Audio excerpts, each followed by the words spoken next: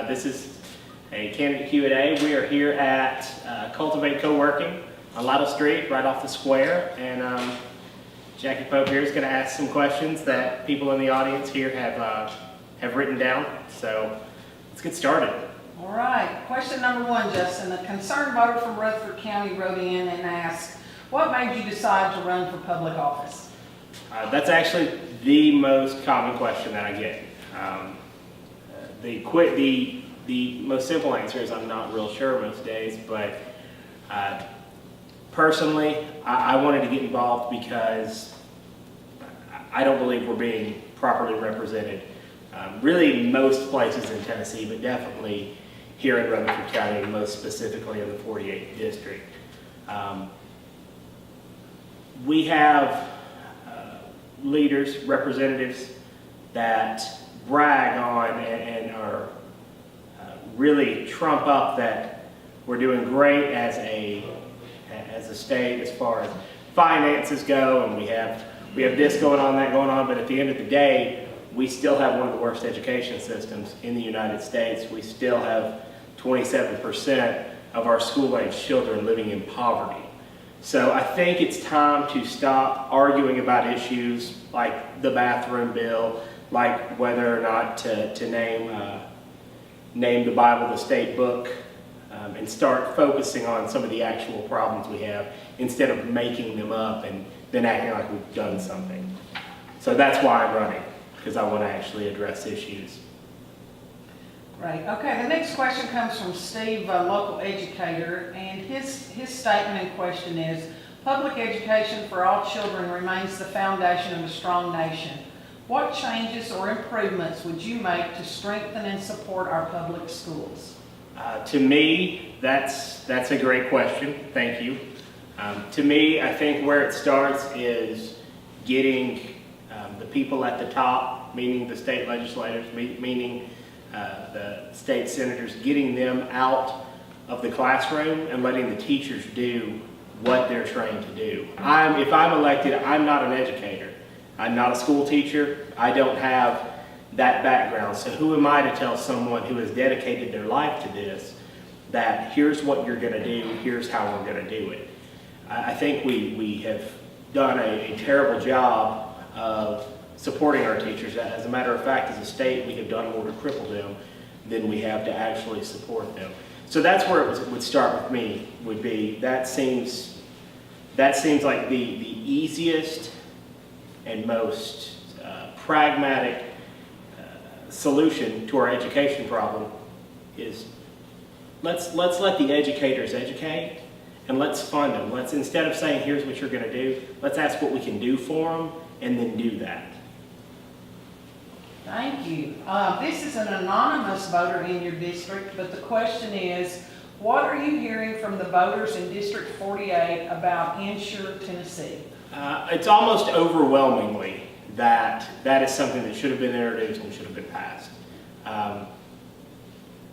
It's had overwhelming, in polls, it's had overwhelming support statewide. We don't have an excuse for not passing it. There's not a good reason that we didn't. It wasn't going to cost us any more money. It wasn't going to complicate things. All it was going to do is give almost 300,000 people that don't have access to health insurance. It was just going to give them access. It was that simple. It was the easiest thing that our state legislature could have done. It's the easiest thing. It was handed to them on a silver platter, but because they viewed it as an extension of Obamacare, it didn't get out of committee. I think a lot of voters see that, especially the ones who have really kept up with it and really paid attention to local politics. Those people are furious about it, and rightfully so. So I think what we're seeing is a lot of people really getting behind this idea of, maybe we should be doing this. Maybe this is something that we should have done when it was introduced. So I think that's a great advantage that I have, is I am pro Insure Tennessee. We've only got a little bit of time left to get that introduced. This election is so, if that's an issue to you, get to the polls in November, because we're going to be voting on a new governor next time around, and we may not have that opportunity again. And this is from my husband, who drives back and forth to Nashville 5 days a week. Rapid transit from the suburbs to Nashville has been discussed for years with little or no movement toward addressing the issues. What are your plans, if any, to address rapid transit for Middle Tennessee? That's something that definitely needs to happen. It's really a win-win for everybody. Anybody who drives, I feel this pain. I drive to Franklin every day. Luckily, 840 is nowhere near as bad as 24 is, but anytime I have to go to Nashville first thing in the morning, I tell my friends that work there, I don't know how you do it, because it's a nightmare. You know, we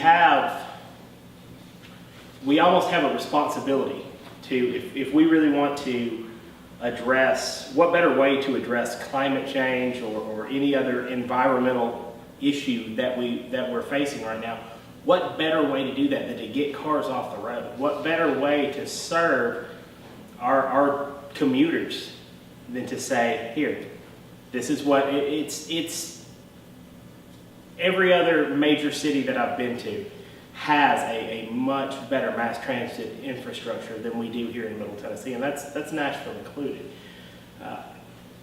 If I'm elected, I would definitely, that's something that I want to explore. That's something that's on my agenda, because I think it's something that we really need to look at from Murfreesboro, Smyrna, Laverne, even Franklin to Nashville. We need to have that, because we're growing at a rate that we're running out of room on the roads. And anybody, I'm sure your husband will tell you, anybody that drives on 24, we're gonna have to do something pretty soon. So that's something that needs to be looked at for sure. Okay, and the next question comes from Paul M. of Murfreesboro, and it is a similar question, but his statement is, Tennessee's population is growing rapidly. How do you propose to solve the transportation and infrastructure problems this will bring? So you've addressed transportation, but let's talk about infrastructure problems. We are growing incredibly fast. I think it was, I'm trying to remember which magazine rated it, but Nashville's ranked number 4 in the nation in growth in terms of economy. That's not slowing down anytime soon. Middle Tennessee, right here in Murfreesboro, is the 13th fastest growing community, over 50,000 in the nation. We have a lot of great opportunity to continue that growth into the future, but we're not going to get there if we don't address some infrastructure problems. One being, we're running out of room on the roads, but 2 is just basic upkeep of our bridges, of our sidewalks, of our roads. You know, you go out to a lot of rural areas, the roads haven't been paved in years and years, decades. So I think that's something that we definitely should look at and say, we need to start earmarking money. But what I would want to do is, it's easy to just say, yeah, it needs to be addressed. But we need to come up with a list of things. We're kind of, the way I feel like TDOT works right now is they just kind of do things as they come up. We need to have a long-term plan of, okay, this is going to need addressing in the next few years. Let's get it on the schedule. And the more we get organized, the more that we'll know how much to budget. Because we've got the money to do it here in the state. It seems like we don't have a direction on it.